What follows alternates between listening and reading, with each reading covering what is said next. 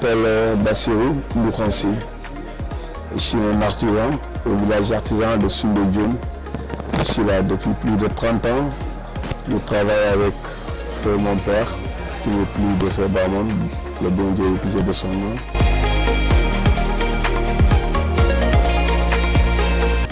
Nous vendons des articles artistiques comme le bois que vous voyez derrière moi, qui est le bois d'ébène, qui est un bois du Sénégal. Nous en faisons toutes choses, des baobabs, des animaux que vous voyez derrière moi, des statuettes. Nous avons un autre bois qui s'appelle le bois de teck, que malheureusement je n'en ai pas beaucoup ici, c'est un bois rouge, c'est un bois du Sénégal aussi. Nous avons aussi des colliers que vous voyez derrière moi, qui sont soit du Sénégal ou bien de la sous-région comme le Mali ou le Nigeria. Voilà. On a aussi la pierre qui vient du Zaïre, qu'on appelle la malachite, que vous avez derrière moi, c'est une pierre verte qui a beaucoup de vertus. Notre clientèle est surtout par des Européens. On a un peu d'Africains, mais pas beaucoup quand même, tu as vu. Mais le plus souvent, c'est des Européens, des Américains qui viennent visiter le village artisanal de Soumbédioune, qui est là depuis 1966, je peux dire.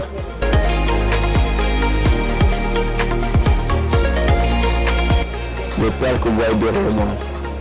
Il y en a qui sont du Sénégal ici, les perles, qui sont faites par des femmes sénégalaises, surtout ceux qui sont à l'île d'Agoré. Il y en a d'autres qui sont à Diourbel.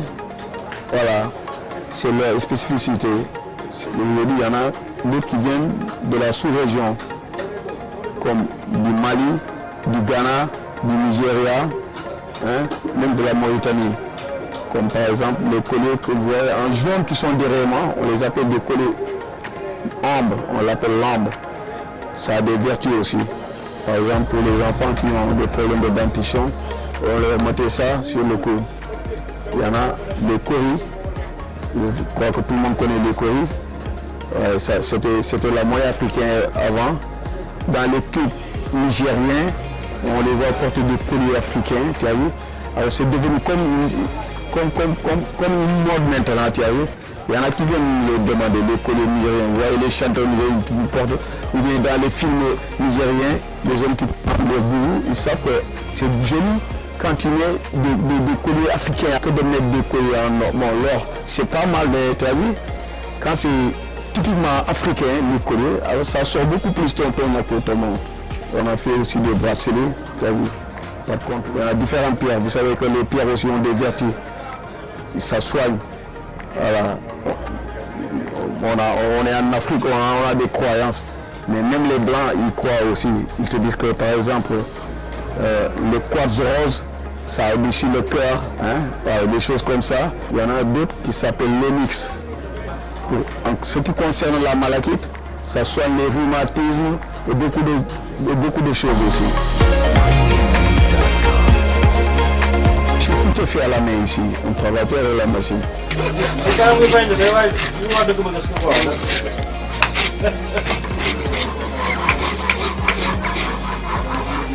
Tout ce que vous voyez sculpté ici, tout est fait à la main par des sculpteurs sénégalais qui sont ici. C'est eux qui font tout. Les sculptures, la finition, tout est fait par des Sénégalais. C'est dommage quand même que, tu as vu, on a problème de ravitaillement côté bois, tu as vu, parce que, comme vous le savez, nos forêts sont pauvres. C'est comme le bois d'ébène. Il y a des clients qui veulent l'acheter, mais ils ont peur. Quand ils l'achètent, ils disent qu'on leur confisque ça à l'aéroport, tu as vu. Bref, alors, c'est dur pour nous, tu as vu. C'est pourquoi maintenant, le travail est un peu ralenti pour nous, parce qu'on n'a pas la main d'œuvre, on n'arrive plus à avoir le bois comme avant.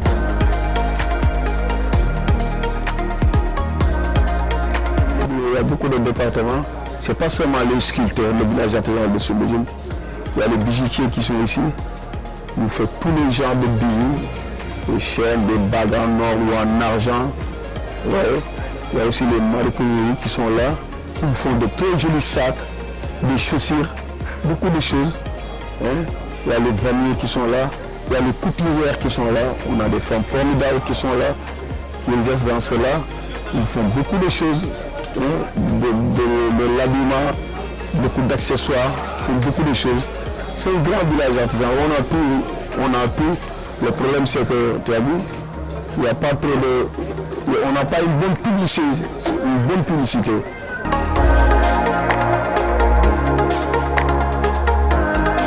Ça dépend de l'objet. Comme je vous l'ai dit, comme vous voyez, ce que vous voyez derrière moi, ça c'est des baobabs, tu sais, c'est typiquement sénégalais, les baobabs, tu as vu.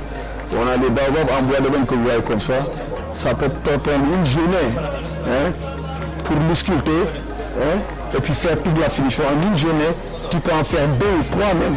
On a les animaux, ça peut prendre 3 jours. Tu peux en faire 4 animaux. Par exemple, les lions, c'est le symbole du Sénégal. On a des rhinocéros, on a des éléphants. Vous voyez derrière moi, les girafes, c'est pas en bois de bain, c'est du tête comme je vous disais tout à l'heure. Pour faire une girafe comme ça, bon, il faut faire 2 ou 3 jours. Vous voyez, pour faire le sculpture, la finition, tu as vu. Ça dépend de la taille de l'objet que tu travailles aussi, tu as vu. En tout cas, nous avons des professionnels.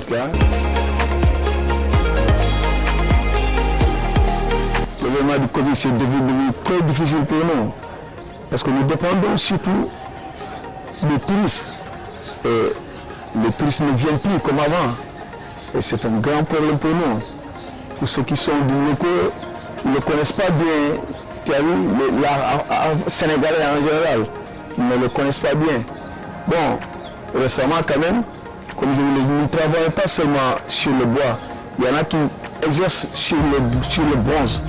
Alors je crois que les Sénégalais apprécient beaucoup plus le bronze que le bois d'ailleurs. Par exemple, quand ils ont des amis qui viennent, ils préfèrent acheter des choses en bronze, telles que les baobabs ou bien les cartes du Sénégal en bronze.